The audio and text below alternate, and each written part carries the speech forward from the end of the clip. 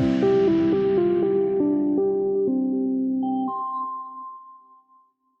Vic, the first question I want to ask you, did you have a chance to get outside yesterday and enjoy the, what, 3, 4 hours worth of snow that we had? I have a window in my office that I spend time sort of gazing out of when I'm doing conference calls and that sort of thing. So I enjoyed it, but through the pane of glass. Well, as I mentioned, I went to Central Iowa over the weekend, sort of thinking I was chasing snow north, spending time with my family, and I ended up 50 degrees up in Iowa, and so then I chased the snow back on Monday morning and missed the window. So such is Northwest Arkansas. The great thing is we get to experience all 4 seasons. The I guess the good and the bad is we don't get any of them for very long. Yeah, it's not Northwest Arkansas without a February either snow or freeze or something. So I'm hoping Oh, this that's is it right. for us. That's right. It'll be in the 60s the rest of the week. Yep. Absolutely, absolutely crazy. You and I have known of each other. I don't want to say we've known each other, but we've known of each other for 25 years. You and I were both joining Walmart at about the same time. We were young men. My gosh, I started in the field, and when I came into the office, you were already part of Walmart's point of sale team. Before we jump in there, though, I would love for you to spend a few minutes. I don't know you, and my sense is a lot of people who think they know you don't know you. I'd love for you to spend a few minutes kind of talking about where and how you grew up, and the reason for that. And I always joke about not really being interested in, what's your favorite color, but really more, was there something that happened as part of your upbringing or some sort of an early exposure to technology that created an interest in this path that you've pursued? So talk a little bit about your upbringing. Yeah. So, Matt, who I am sort of at heart, it really comes from the upbringing. So I'm an Army brat. So Mm. my dad was 24 years U.S. Army and Vietnam vet, that sort of thing. So I grew up on military bases, sidewalks and street lights and curfews and that sort of thing. And so, that brought, I think, for me, it taught me discipline, right? Seeing the level of discipline that our U.S. military sort of uh, does their day-to-day lives and how it impacts the families and that. So I grew up on the various Army bases. We settled in Fort Leonard Wood, Missouri, which is they call it Yeah, Fort Lost in the Woods. It's kind of an artillery an yeah, engineering post, I and know the area. right on the edge of the Mark Twain National Forest. So Yeah. lots of sort of outdoor time. Yeah, right along Interstate 44 between Springfield and St. Louis, right? About halfway between Springfield and St. Louis. My parents still live there today in a little town called Waynesville. Yeah. Yeah. So talk about your upbringing and were you involved in sports? Oh gosh, so the in the junior high school was on the Army post, and we were the cadets, and so I started playing high school, or so started playing football in junior high, what they called it back then, and was active in band and that sort of thing. Just a normal kid upbringing. I tell you, that time in my life gives me sort of empathy for really all of the folks who run retail. Right, we're going to talk about retail a bit. The folks who are just trying to make a living and get their kids to grow up and be productive citizens and in that. Yeah. And so I think back to that time, and I wouldn't change it for the world. It allowed me, as I mentioned, discipline, and taught me to get outdoors. Right, living in Fort Leonard Wood, Missouri, there wasn't a whole lot to do except maybe get a 410 and go look for squirrels, that kind of thing. So Yeah. Yeah. Well, not counting the Atari 2600, my first exposure to technology growing up was an Apple IIc that my parents bought, and it was more of a toy than a tool for us. But what was your first exposure to technology in terms of technology that you could really put your hands on? right. Gosh, of course, Atari and playing games, but that didn't seem Yeah. like something that was attainable or that people made. I don't know where we thought it came from. It Mm. was sort of magic. I was in, I guess, by the 11th grade, Christmas holiday. My parents got me a Radio Shack TRS 80, the old TRS Trash 80, 80, Trash 80. I love Trash it. 80 Yeah. with a cassette tape, no less, right? Yeah. Yeah. And the class, one of the only classes I made an A in that year was typing, Mm. right? And so I had done a whole semester of typing, got this TRS 80 and started coding BASIC, and found Mhm. myself sort of, just the entire Christmas break just in the basement on this little computer doing Yeah. hello worlds and Yeah. making things that were just at that time fabulous and fantastic. And Yeah. so I really never looked up from a computer since then. Hmm. My grandfather had the same computer, same cassette drive, and there was a book, and I can't see the book. If I thought about it, I probably could, but you opened it up, and there's just all kinds of basic commands. You just type and type and type and type, and then go, I guess, and it would do something on the screen. And my cousins and I would just sit for hours and and, Yep. and play with that thing. It was a craziest thing. So you were sort of hooked. It was sort of a I was hooked. love at first sight experience for you. And so how did that change the way you thought about the remainder of your high school? And then what were your thoughts as you entered into university? I quit the football team our senior year. We almost went to state Hmm. in my 11th grade year, and then after getting the bug, I just wanted to only do that, right? And Hmm. so I stopped playing football, focused, and you have career days and that sort of thing. Yeah. And while many of my friends were going to the University of Missouri Columbia, Yeah. right? I decided to go to a trade school. I went to DeVry University back in the day in Kansas City, Yeah. and it was a tech university, so it was all tech all the time with a little bit of liberal arts kind of thing. And they were promising you a job, and sure enough, about 3 years later, I graduated with a CIS degree, and went on the road as a traveling programmer, doing some consultancy early on, and it was Yeah. a fabulous sort of education. And so I missed a lot of the parties and that sort of thing at a big Yeah. university, but it's been Yeah. a fabulous sort of underpinning. Now, when you entered DeVry, did you have an idea of what you would end up doing occupationally, or were you just sort of wanting to be around those sorts of people and those sorts of opportunities and see what happened? Yeah, at that time, the big thing was to be a systems analyst, right? That was sort of the pinnacle. So you get programmer, programmer analyst, and so I wanted to be a systems analyst, to understand how things work. I've always been a tinkerer, Mm-hmm. and so that's what I wanted to do. And again, back then you had sort of a career path. Yeah. To get to systems analyst, you got to code a little bit, and then you got to code a lot and move up. So that's what I wanted to do. So I focused on Yeah. math. I focused on writing. I was the editor of our school newspaper for the whole time I was there, writing Yeah. articles and doing news and that sort of thing. Talk about that first job out of DeVry. What did you do? How long did you do it? What did you learn from it? Gosh, I learned that I don't like mainframes and COBOL, right? Mm. It Mm. so I went to Salt Lake City, Utah. So the company I joined was a consultancy that focused on state and federal government contracts, right? So I went to Utah working on their welfare system, big iron welfare, cutting checks, doing all the accounting and that sort of thing. Of course, I was learning how to program, right? How to program big time and Yeah. meet deadlines. I did that for just a few months, right? And then moved to Harrisburg, Pennsylvania, working on, in Pennsylvania, they have state controlled liquor, right? So Mm. all the liquor stores are state stores. And so they wanted to replace their in store point of sale system. Yeah. And so I worked on that for about 3 years. I was the Mm. young guy, so they left me behind for support. So I got to know it turns out the exact same system that Walmart was running at the time, and to some degree still is. Mm. I got to know that intimately. So I was, Okay. I understood the back office processing, end of day, closing day, and so that was another sort of thing that I learned. I learned the rigor of operating a business, not running a business, but operating that Mm. daily close. My mom was a bank teller, and and she worked in banking for over 20 years, and so she used to have that can't come home, my till's not Yeah. balanced kind of To thing. the And penny. so Yeah. I learned that. I learned the value of, and retail still runs that way today, sort of weekly sort of sprints that you do. How did you find Walmart, or how did Walmart find you? Gosh, it's I don't know if it was the early days of Monster or something. I'd moved around. Mm. I went to Maryland, and I was in Atlanta working on a child support enforcement system, and moved up to team lead. And I got a call from Walmart, Bridget DeBoer. I don't know if you know Bridget. Oh yeah, of course. Yeah, Bridget called me and said, "Hey, we're looking for people with your skills." And I don't know how they found me. I can't recall. Huh. And have you ever heard of a little company called Walmart? Mm. But and it was close to home. My parents they live about 3.5 hours Yeah. away. I'm still here in Bentonville. And so it was kind of like coming home.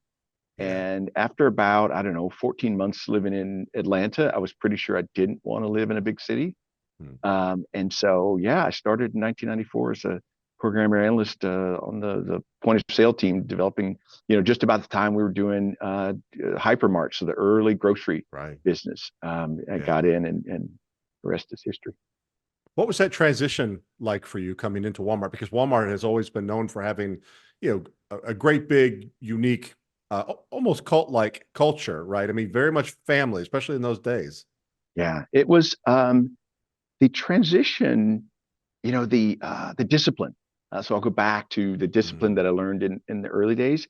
We wore ties back then, yeah. pressed pants and button up shirts and that sort of thing. And back in those days, it was, well, it still is, I suppose, 7:30 to 5:30, right? So that Hmm. took a little getting used to. Right. And but once you got in, it was family. I think that Yeah. again, having the military background, I sort of described that early team, the whole team that was ISD, all 1,200 or so of us, as a family. Like we sort of, there were no sort of oaths. You didn't get, you didn't have to, sign a pact or anything like that. But very quickly you realize that, hey, I'm going to need these people in the trenches, right? When you're rolling out software to cash registers, to 100,000 cash registers, and they're all going to sort of reboot in the middle of the night at 4 a.m. As I recall. You need your team. You can't manage it alone if there's no sort of heroes. And so that was a very welcoming environment for me, right? The family. You remember the old shareholders meetings used to be called family reunions, Right. right? This is the Walmart family reunion, and people would travel in. They still do, but it was. I found the transition very welcoming, and it was a great time. It was an exciting time. I came to the office in '98, and it was at a time when Walmart stock was growing and hitting all-time records and splitting. And I remember people in the office. I never seen anything like it. People at the end of the day, that song would come on over the PA when stock had hit an all-time That's high, and right. people would be on their desk and doing the Walmart cheer. And it Yes. was an unbelievable time and experience. What did you learn during those first years at Walmart? In what ways were you stretched? Oh gosh, and stretch is how we lived, right? I That's right. describe that those days as days, nights, and weekends.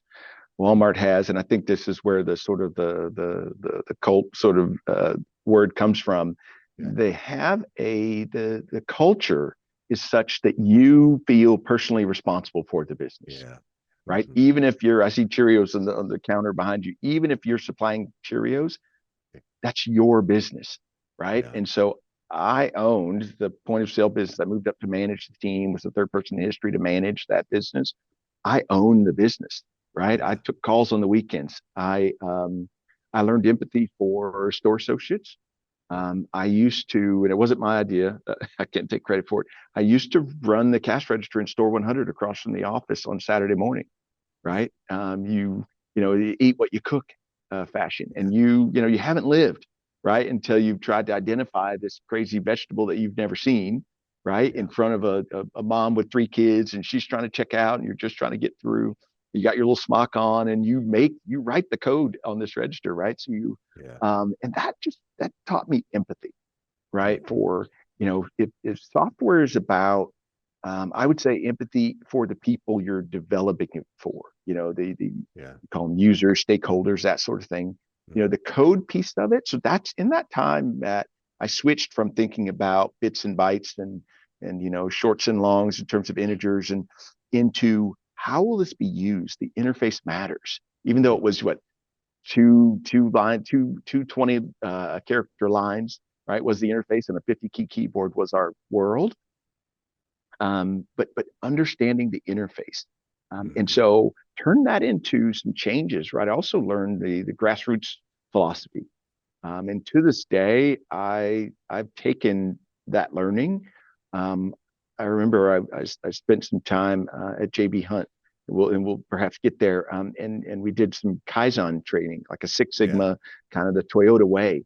And they have this notion of go see, go do, right? Where you can't make a change to the Toyota manufacturing process unless you've been to the shop floor and seen it. Yeah. And so even now, I will visit customer stores. I will walk the halls with my clipboard, talk to associates and say, why do you do it this way? right? I saw you build a full rack out to the floor, put up a little and took it back. Why? Right? Did you load that rack? Yes. Oh, I loaded it for the next shift. Oh, how do you know what to put on it? Oh, we have a manifest that tells us what's the next shift going to need. How smart is that? Right? These little things. Um, if they say retail is detail, and in that time, I knew that knowledge is power. Because when you came back to the office, Matt, after a store trip, like the regionals used to do, they'd fly out every week and come back. They'd Yeah. come back with power. I Mhm. talked to Maria in store 1722, and she said her Telzons don't work in the freezer or whatever. Yeah. Right? Yeah. It's indisputable, right? I saw it firsthand. I learned to be sort of hands on and to get things firsthand. Yeah. I'll layer a couple things on what you shared based on my own experience. Saturday morning meetings, for anyone who had any other idea, Saturday morning meetings were not a time to just hang out for a couple hours and listen to Nope. people report. That microphone could be handed to you at any moment where you would be asked to present. What did you do this week? What have you contributed this week? And so it goes back to family and family being accountable to one another and so forth. And so I love that. You were always ready to sort of give an account. The other thing is none of us in the office were ever under any sort of illusion that it was about us. It was all Oh about the gosh. stores. As you talked about, getting in, running the registers and listening to that person talk about how the Telzon wasn't working in the freezer. Bob Connolly and I think it was Bob Connolly used to always say, there's not a single cash register in the home Yeah. office. Everything we do is about the stores, and we were never allowed to forget that. It was such a great time. It It's was a still a great time. great company, but really, really a great time to grow up, in the business. So, what are you the most proud of from your experience? I mean, one of the things that I tell in my own story was getting to be a tiny, tiny, tiny part of sort of the first iterations of self checkout, which was a lot of fun for me. But Yep. what are some of the things that you're the most proud of from your stint at Walmart? I think, in my good friends, hopefully some of them, the folks who long-term friends, some of those might be watching or, view this, they'll remember the time when Tom Coughlin, he put out a challenge. And, challenges were what we did at Walmart, right? Is it Yeah, kept it fun. yeah, And that family atmosphere meant that you could rib your buyer or your regional and say, I knew something you didn't know. But he put out a challenge to move from paper gift certificates, right? Sam mhm, Walton used to, you just have the store write them out and is my word to you, here's $50 you gave me, bring it mhm, back. To MSR or credit card style, debit cards. And so doing that work, moving, and the challenge came out in like August, and we wanted to get it for the holiday season. That that compressed time period, it it felt like 2 years, mm, Matt, right? We had to design a card at cost, right? So we did a one color card. We had to do all of the technology, which was, as I look back, the easy part. We had mhm, to order the cards, get them into the warehouses. I remember they came in the wrong format, and the team and I went over to the local warehouse and start splitting them out so that they could get them over to other warehouses. We got them all into one warehouse. Oops, there's new business sort of challenges when you're starting up something new. You don't really know, and you learn all those lessons. I'm really proud of the time that myself and the team pulled together and rolled that out, and then could see it like nationally. If there's anything I miss mhm. from my days at Walmart, it is taking big swings and have it show up on the news. You Yeah, know, like is big time, or to move an industry, yeah, right? Everybody then was chasing those stored value cards, right? And then working with our finance team, and the treasury team, right? The numbers got so big, the treasury team wanted to talk about, okay, where are we going to store the money, that kind of thing. How do we stay in compliance? And there were all right. the rules and regulations. And so really proud of that time looking at, as I mentioned, regs. There was a financial regulation E, was something that you sort of had to sort of pull that out and make sure that one to one we were still in compliance. But those were fun times, very tough times, Yeah. but fondly remembered.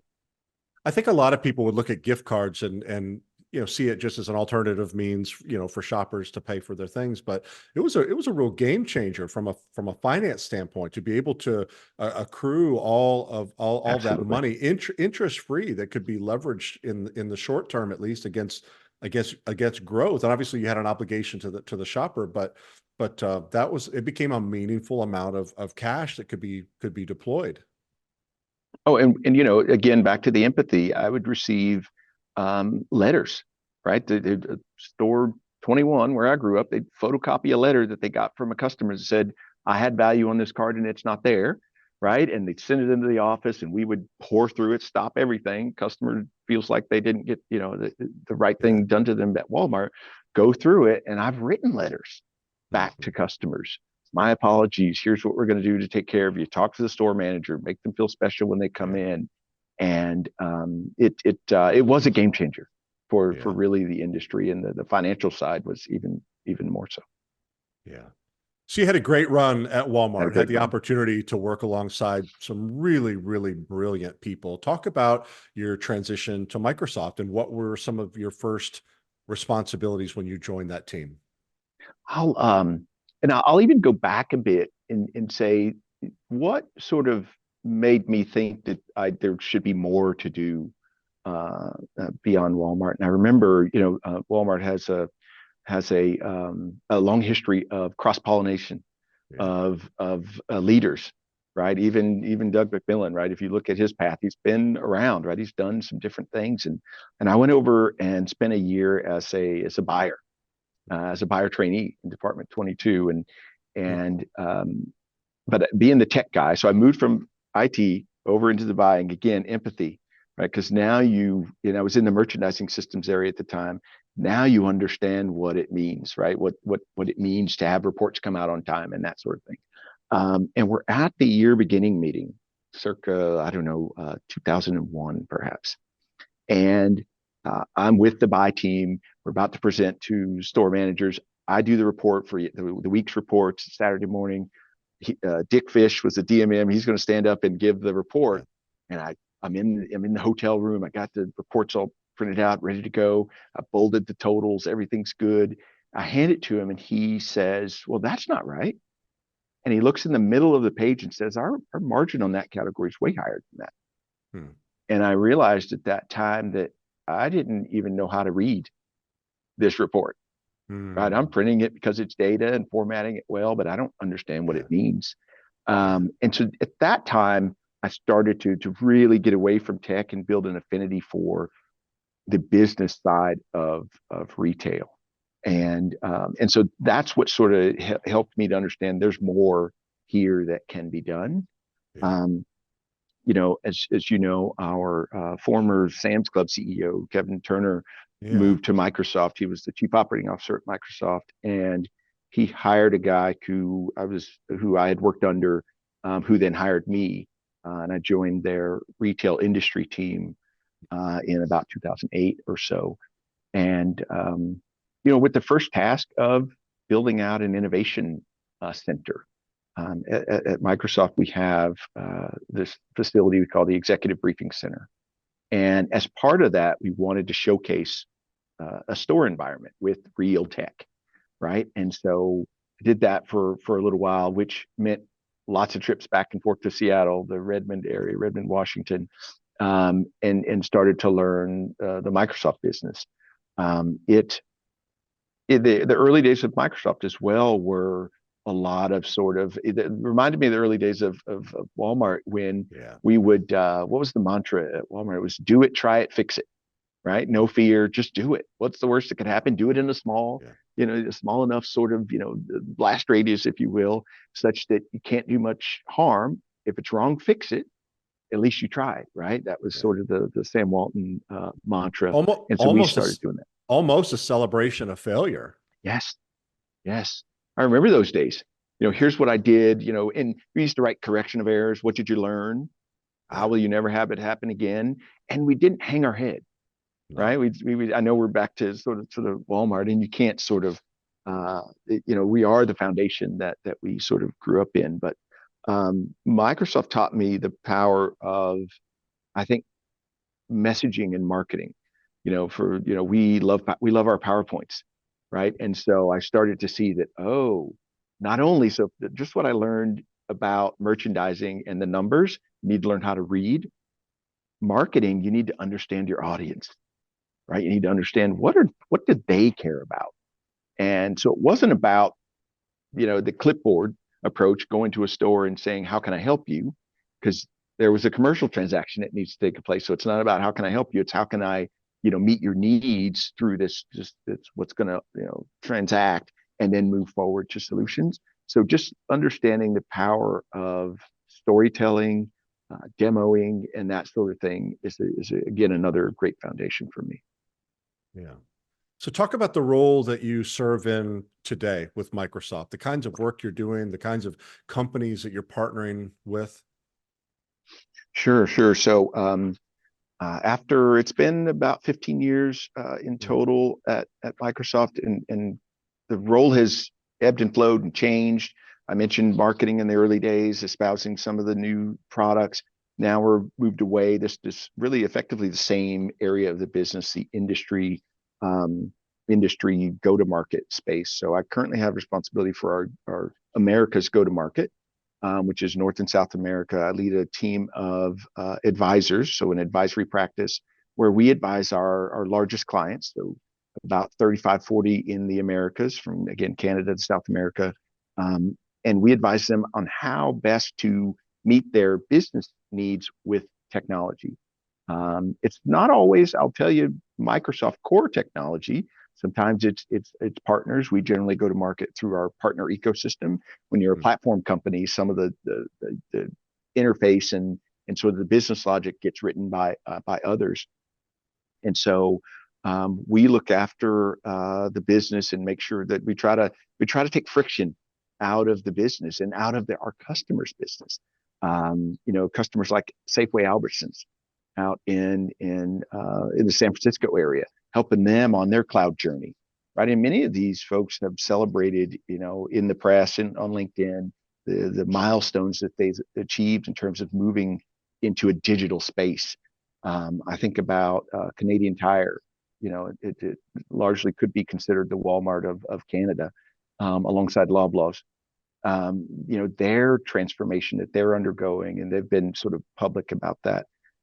Or in the U.S., I mentioned Safeway, and I also cover the consumer goods business as well. So Kraft Heinz and Mars, right? So some of them want yield management. I need more M&Ms out of this factory, and I need IoT to help me understand when the cooling time is ended, so I don't have to build in a buffer, right? How do I know when the muffins have cooled so that we can start packaging?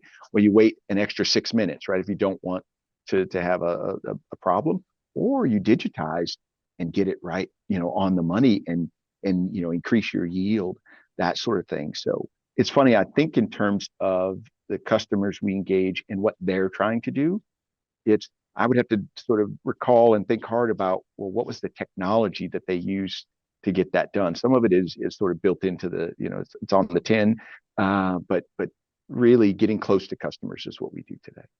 yeah. Do you find that most of your engagements with these customers are more about addressing um, current issues, or are they more about sort of anticipating the future and making sure that systems and processes are ready? So we've developed a maturity model, right? Mm, A digital transformation maturity model. And so we meet the customers where they are, right? So some are really, so if I look at Safeway Albertsons, go back a year or two, they really are saying, I need to digitize and get out of my own data center and get into the cloud so that I can, live the promise of Omni, mhm, right? And so, but then others like a Walmart, our favorite retailer, are saying, I'm digitized, I'm in the cloud, I need what's next, mm, right? I need to, at a cost, and this is the fun part about this business, right? What next is easy, right? You could do the VR visors and that sort of thing, but not at a cost that a retailer can support. And so I find I'm going to say half and half. And if there's a balance, a heavier half, the nascent, still getting started, or the larger half, if you will. And then, there's a set of customers who really do want to talk about 2030, Yeah. right? What's coming. So you and I several months ago started talking about, really it wasn't less talking and me sort of asking, hey, I would love to get you on our platform. I would love for you to think about creating a community with us, a community within the community that's really sort of focused on the areas where you're passionate. And about, I don't know, 30 days ago, 45 days ago, we kind of aligned on a big idea called Beyond the Tech. And I'd love for you to spend a little bit of time talking about this new community that you're launching with us. Well, first, thanks for always being open and gracious about inviting me into the community. And when we talked, you said, what are you passionate about? What do you think the need is in the market? And after some discernment, I sort of landed on, let's have conversations that are beyond the tech. You've sort of getting that from my narrative so far, but um, I'm I'm inspired by people, right? And organizations who have a vision to deliver solutions to better our retail ecosystem, both retail and consumer goods. And so I wanted to build a community where the audience gets to meet the sort of the person, the passion behind some of this technology. Because whether it is, I remember meeting the folks who did the first the smart mirror where you could try on makeup and you could look, do different looks and that sort of thing. The most interesting people I've ever met, right? That have a passion for this technology to let people visualize, and all the stats are there, right? You're going to reduce your sample stock. You're going to do lots of things in the store. You're going to have higher conversion rates and higher turns and all of that. But that was really a byproduct. When you talk to them, they're passionate about the mirror, right? The ability to do that. And they think, and then it went to clothes, right? Try on, outfits and that sort of thing. They were passionate about people who needed to be drawn into the market, right? Inclusivity, right? The person who says, I don't really shop for clothes because I don't know how to do it, or I don't feel comfortable sort of, in dressing rooms and that sort of thing. So I wanted to introduce the community to the interesting people behind the technology. And again, they're fascinating. I can't wait to sort of expose some of the folks that we have lined up for the community to share again their passion for these retail and consumer goods solutions. Yeah. It is with all the, I think Americans especially are harder and harder to impress because there's so much innovation that we take for granted. I mean, things that Steve Jobs used to say, with Apple, you just turn the machine on and it just works, open it up, it just works. And I think that we as consumers have become so spoiled because there's so much innovation to choose from that we forget that there are real people Yes, that are working their butts off to not only make their thing work, but to make it work and scale and become relevant long enough to survive in the marketplace. And so I'm super excited about this as am I. community within the community that you're creating, because I think that there's just going to be just fascinating people telling their own stories and stories of curiosity and passion and perseverance. And I can't wait to see it. Talk a little bit about sort of the world as you see it. Talk about over the course of the last 30 years, from your perspective, how has the retail industry changed the most, and in what ways is it still very much the same?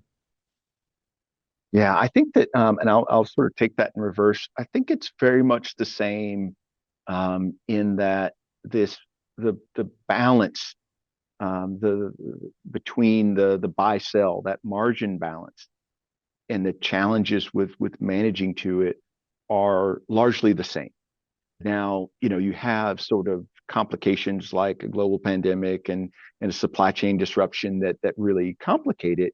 But retail itself, I generally will tell folks if I hire new folks and if they don't have, a lot of us are a mile deep in one aspect of retail or consumer goods, right? Yeah. I can run a plant, but I don't know much about stores, kind of thing. And I'll tell them it's generally very simple, right? Buy and sell merchandise, for a margin.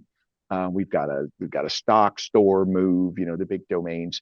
And so when I think about what's changed, what's different is, when I started in retail, with Walmart, it was all about items. Remember the VPI item? You'd pick an item, and Mr. Sam would say, your passion can drive an item, right? Stack it out. Don't be afraid to do a large display. Well, what if I don't sell all the toothpaste? You will, right? And then it moved to be, about people and about the consumer. I remember, was it oh gosh, I'll forget her name. We had our first chief customer officer, Barbara. Do you remember what her last name was? Barbara? Brown, Barbara Brown. Barbara Brown. I still see her around. Yeah, don't tell her I forgot her last name. But Barbara Brown, the first chief customer officer, and that we were all perplexed, right? I thought we were all about the customer. Why do we need a chief customer officer? And I think the biggest thing that changed is this personalization, right? And the cookieless world is ahead of us, and so it's making marketers, merchandisers really have to think about, how do I target the audience? We're seeing things like retail media, right? Where brands like Walmart and others are saying, I want to use my channel, right? I've developed a channel in my stores and online that I don't want to talk to my customers outside and then have them find their way to me, right? If you, Mr. or Mrs. Brand owner, you should talk to my customer base uniquely, right? And so I think that's the biggest change, is it's no longer about just put the product out. You've got to target it, because we have so much choice. We have so much choice that, you could get lost in it. Yeah. Of all the emerging technology, which technology or technologies are you the most excited about, the most optimistic about? I'm the most optimistic, and I do sort of have a healthy optimism, because it can go both ways, I suppose, or wielded incorrectly could be dangerous. And this notion of artificial intelligence, right? So the true learning artificial ecosystem that can guide us towards the future, us being a merchant, us a designer, a replenisher, that sort of thing. But artificial intelligence used correctly, I think will up the game of many people in the industry, right? And so the folks like us who've been around the industry for many years, you don't get good at retail in less than about 10 years. Yeah. Right. I mean, good at it, right? Where these people who you tell them a problem and they say, well, have you checked these 4 things? They've already got like the basic 4, they've got their 10,000 hours, if you will, in retail operations. And I think having AI bring younger folks in and not require them to sort of, get the gray hair before they're able to sort of add value. Not to mention the fact that the consumer base is getting younger, depending on the category that you're in. And so we need that new blood in retail, because, my parents can't sell to me, right? There would never have been a Pop-Tart if my parents would have had a say. But as we bring younger people into the market, I think it's going to change things, and it's going to move even faster than we think. Yeah. Do you find yourself personally more optimistic or pessimistic when it comes to artificial intelligence? Gosh, personally, short term. Yeah. Thank you for asking. And I'll speak personally. I won't speak for, the brand that that work for, or anything like that. I would say I'm a bit pessimistic, in that it's not a panacea, right? I don't think it fixes all things. And I think specifically for retail, because the margins are slim, we need to understand and target it. So if there's personalization for your consumer, I would think personalization for this AI, right? I told a CEO once, I think it was the Victoria's Secret CEO, and he asked the question, how would I know where to deploy it? And somewhat flippantly, but also, honestly, I said, look for the people who are still in the office at 6 p.m. grinding, and figure out what they're doing. Why are they still here, right? Or if they're working on spreadsheets, let's try to help them, right? It's not about people losing their jobs. It's about smoothing out the rough spots, the kind of rough spots that we live through. Like there's no other way to get this report done but to just do it, right? I think about on the tech side, developers. I was a trial and error developer. Probably cost the companies I worked for, lots of money back when I was on mainframe because I would compile, right? I would, make a few change and compiles what you do with programs to see if they'll actually run. And I would compile often just to see did the small bit of change I made work so that you don't get a mile down the road and figure out, oh gosh, I have to go backwards. What it will do for developers in that first out of the gate um, uh, development of new code is going to be tremendous, right? I think it means quality of life. So I'm optimistic if we use it for quality of life. I'm pessimistic that there'll be a profit motive and that we will use it to, good enough is good enough, and you Yeah. take the expertise out of it. But there's some real game changers in the works. I've taken a position on an issue, and I am sincere in saying I would love for you to be the person that tells me that I'm wrong. So I read a book years ago, and if I'm not mistaken, it was Paco Underhill that said, if you present a customer with too many choices, let's say it's of jelly, that customer becomes so overwhelmed that they will end up choosing none of them. And I feel like the democratization of innovation in retail, whether it's AI solutions or robotics or shelf, whatever it is, there's so much innovation that without a retailer picking winners and losers and creating sort of standardization, that all of that innovation is going to end up just making things more difficult.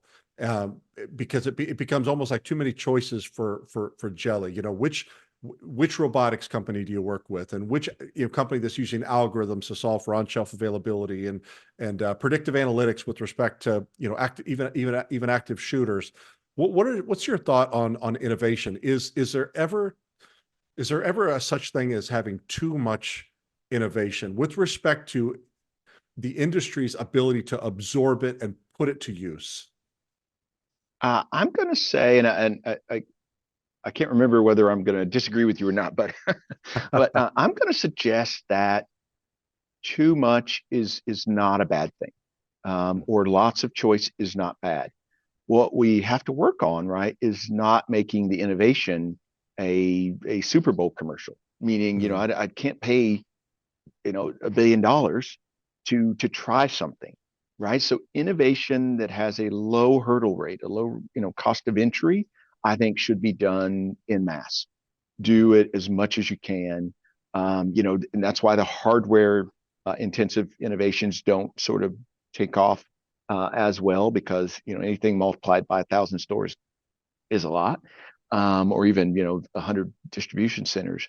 I think that, so yes, if you can try it in small enough bite-sized consumable chunks, it's never enough, because the breakthrough that can happen, Matt, will be well worth the 27 failures that you had, right? When you have that breakthrough in a space that matters, right? And in the early days, self checkout was considered a breakthrough, right? Because customers, just the fact that they were involved in the process, and now we have, online shopping. So I think most customers are fine to, when they come in the store, they know what they're going to get, and they're okay to wait in a little bit of a line, right? That sort of thing. But I do think that you can't get enough innovation. I think it's not, don't swing for the fence.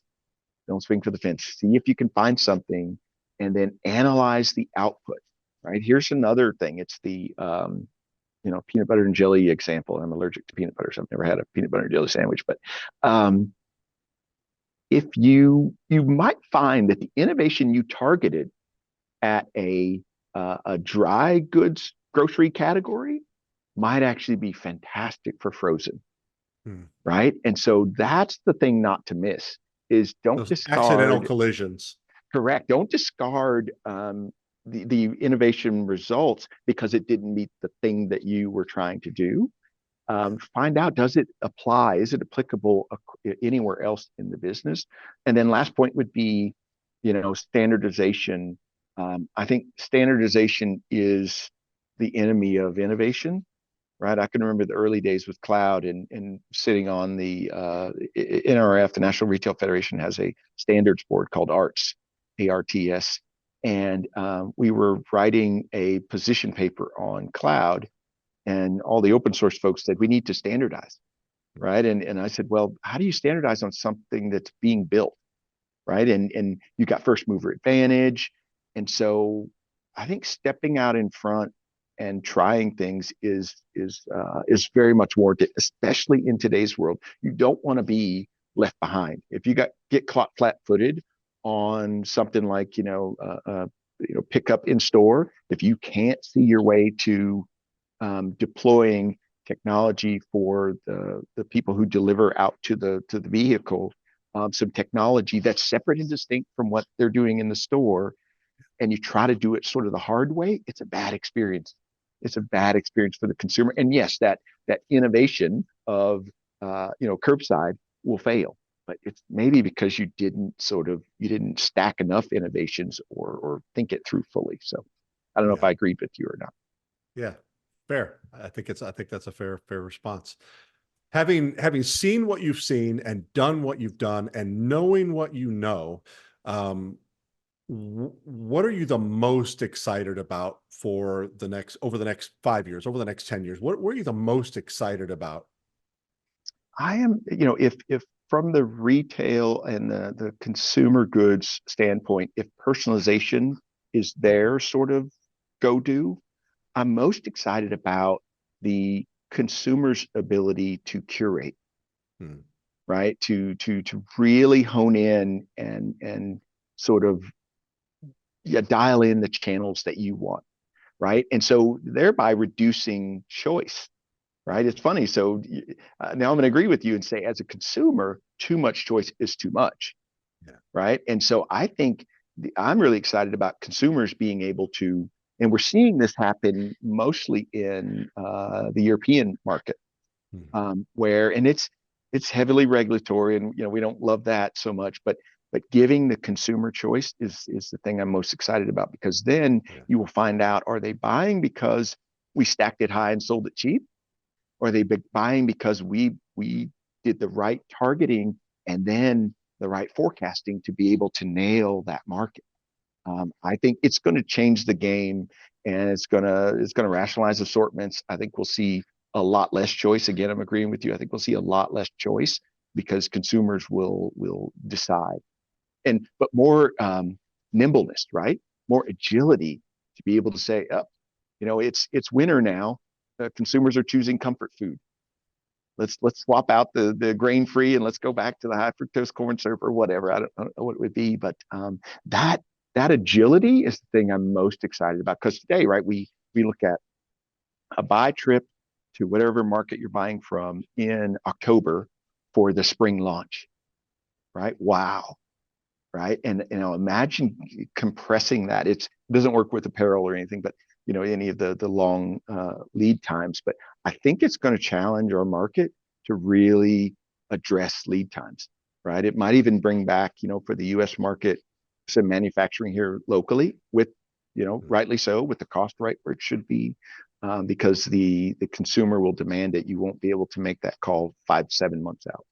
Yeah. Yeah. Vic, it has been so much fun spending time getting to know you better, and Mm. just listening to you sort of share your thoughts about the world as you see it. And I couldn't be more excited and proud of this new community that we're launching together in partnership. In fact, we'll be kicking that off later this week. So Vic, thank you so much for your time. I'm looking forward to the folks within our community having an opportunity to get to know you better in the weeks and months, and hopefully years ahead by way of our partnership. So thank you so much. Thank you, Matt. I look forward to it. Have a great day, sir. Thank you, sir.